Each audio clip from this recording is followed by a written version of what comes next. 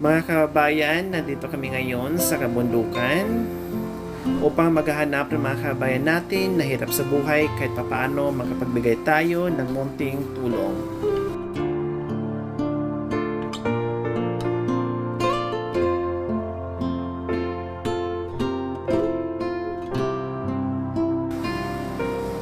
Sobrang liblib na ito mga kabayan, mukhang wala na yatang bahay dito.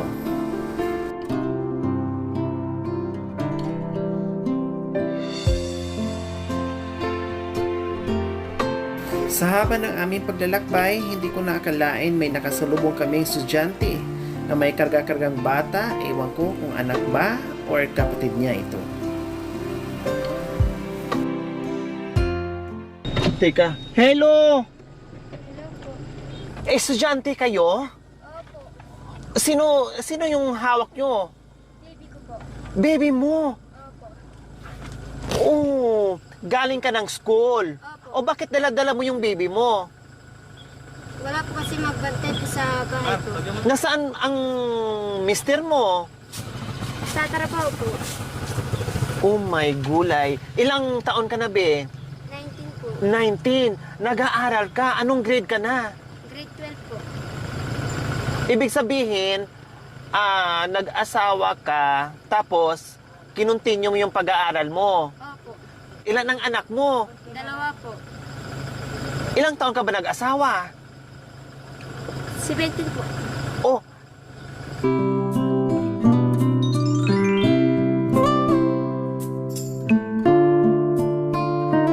Abigail, meron ka ng assorted groceries, isang tray na itlog at may bigas ka na. At hindi lang yan, syempre meron ka pang... Oh, Salamat po. ano?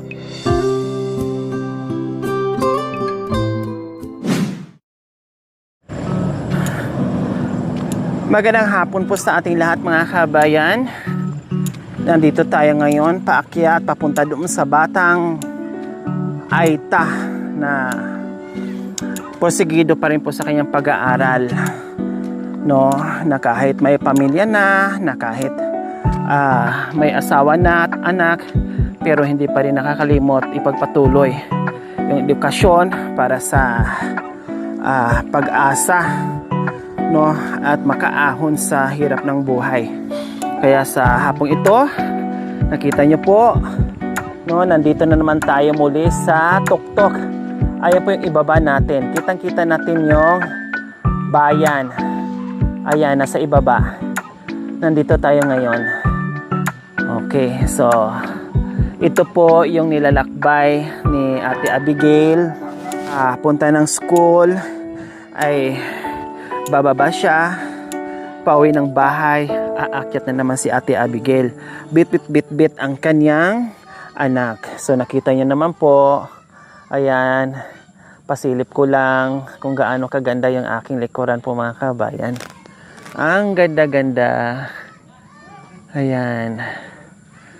Okay, so ayan po mga kabayan, nandito tayo ngayon.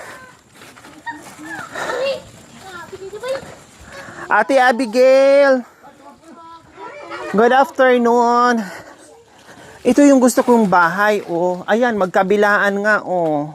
Maganda na ganito, matibay pa sa ano. Matibay pa siya sa wali. No, magkabilaan. Ayan, oh. Kasi yung sa wali, manipis lang yun, no?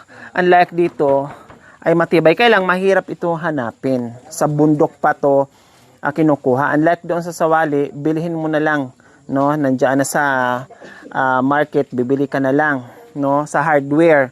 Ito kasi kailangan mag-utos ka pa ng tao or mag-rent ka pa ng tao para kukuha doon sa itaas sa kabundukan. Ang hirap. Hi! Wow! Ang ganda naman dito. Oh.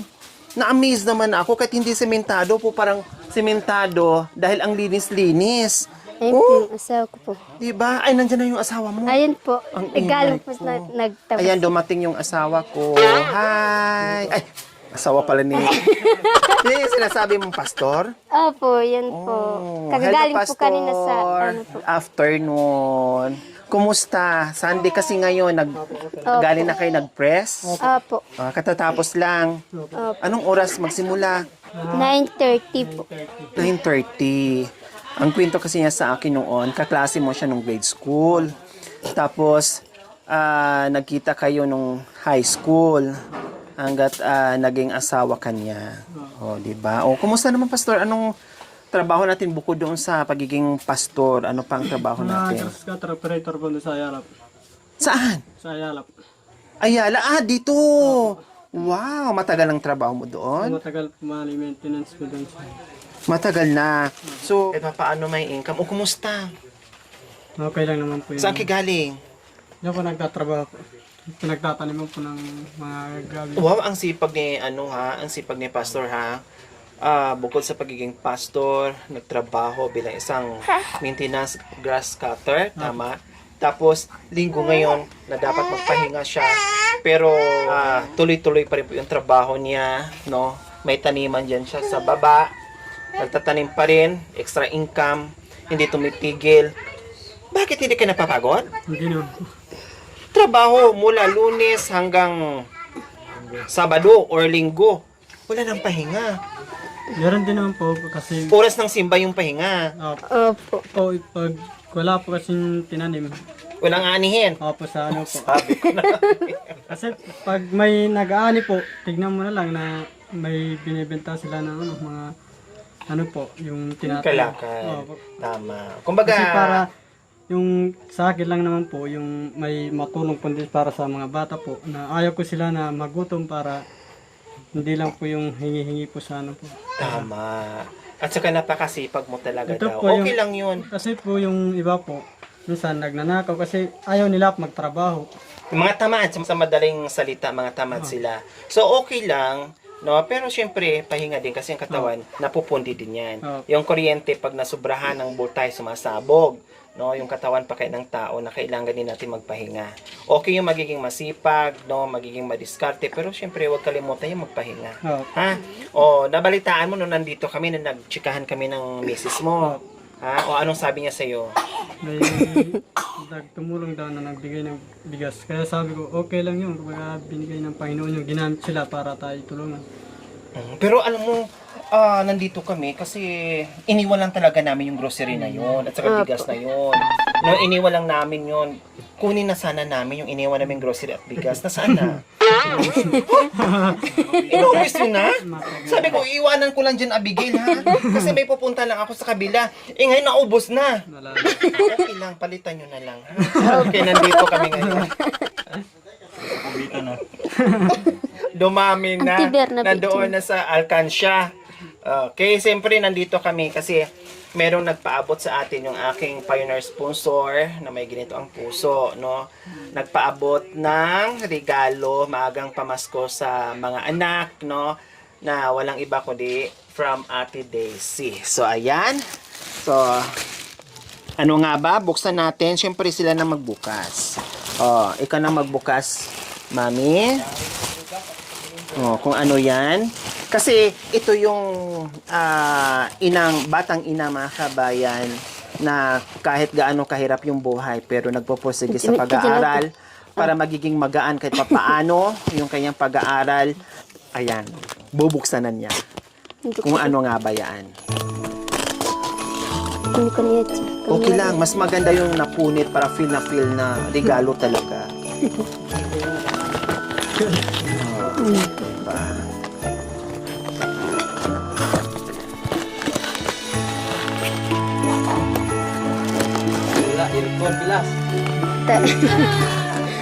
Bagyaud. Ayan. O, ano yan, Abigail? Carrier. Opo.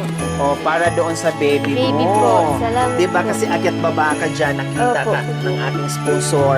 Ay, pwede ting helmet. Helmet. Dito, Abigail, ang gagawin mo dito. Halimbawa, pag yung, syempre, di ba, mangawit ka, pag gargakarga mo yung baby mo, so igaganyan mo lang yan. Di ba? So, kahit wala yan, yung body, pwede siyang uupo dito habang nakalakad, hawakan mo lang siya. Or, pwedeng dalawa, no? Pwedeng dalawa, Then ito, pwede ring ito lang na nakaganyan. O, nakaganyan. Tapos dito yung baby mo. Ayan. Diba? Na-adjust naman to, ha? Adjustable to. Mayroon namang guide dyan, Abigail, no? May guide naman dyan, makikita mo. Madali lang yan. Tapos ito, dito mo ikabit to. Ayan, may zipper to. Ayan, Abigail, oh, may zipper yan. Ganyan mo lang sa zipper. Tapos, ito yung doubling lock niya, Abigail, oh, bawat isa. Ganyan, pastor, no? Ganyan. Idikit mo lang siyang ganyan, i-zipper mo lang. Ha? Tapos, madali, may guide naman dyan, ha? So, ayan po mga kaben, ito malaking bagay to sa akyat baba ni Abigail at dala-dala niya yung bata. Kasi nga, yung bata, hindi maiwan kasi si Pastor busy, no? At walang pag-iwanan. At syempre dumididi pa sa kanya, kaya kailangan talaga yung bit-bitin papuntang school para matuloy-tuloy lang yung pag-aaral niya. Okay? Ano ko na lang, ha? Ilagay ko na lang. Tanggalin mo na lang, Abigail, pag ayaw mong gamitin, ha? Opo. So, ayan po, lagay natin. O, ayan siya. Tapos, ito, ganyan. Double lock kasi to. Tapos, pwede siyang paliitan, palikihan, hanggang depende sa size ng bata. So, ayan. Tapos, pwede din si pastor sasakay dyan. Pag napagod si pastor. O, ganyan, ha. Tapos, na-adjust naman yan. Tapos, dito, kuya, oh, ito, ilak mo to. Diba kalikulo? Tapos pag syempre, adjust mo lang dyan para lalaki siya dito. Pag lumalaki din siya, syempre. Adjust mo. So ayan, ganyan ha. O, ganyan, Abigail. O, ano muna, bago to ilak, ipasok muna. O, yan. O, harap. Pwedeng harap, pwedeng likod. 6 ways yan, ha. Pwedeng harap, pwedeng likod. Dito siya, Yung pa. O, pwedeng, ayan, pwedeng harap. Magkabilaan pa.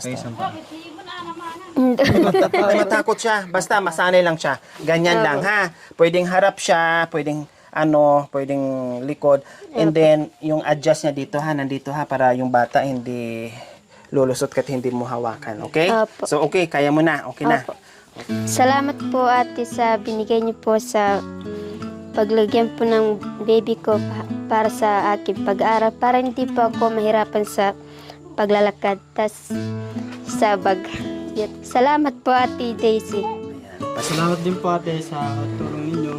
Malaking bagay din po sa pag-aaral ng aking asawa para nagdadala po ng bata hindi po siya mahirapan. Kaya malaking tulong na din po. At God bless po sa inyo na tumutulong na naway kayo po ay marami din matulungan na katulad namin na mahirap. Na tapos kayo po na bibigyan din ng Diyos ng kalakasan at talinuhan na para hindi lang kami yung matulungan ninyo po. Yun lang po. God bless po. Ayan. Walang anuman. Maraming salamat din. Napansin ko kasing kulay ko yung carrier. Dapat pala ako sasakay dyan, Abigail. Yes, syempre, hindi lang yan. Ate Abigail. Ito ito sa baby mong, baby girl, kay baby girl. Din ito kay baby boy. Chicken. Okay na. Si kuya naman si pastor naman bubukas para kay baby boy. Para magamit pa. Di ba? Sige, kay baby. Yan. Yay! May kanad Tanggalin mo sa para malaruan niya.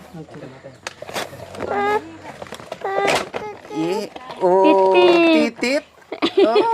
Titit. May sasakyan ka na papunta dun sa school. Tamang-tama, bulldozer.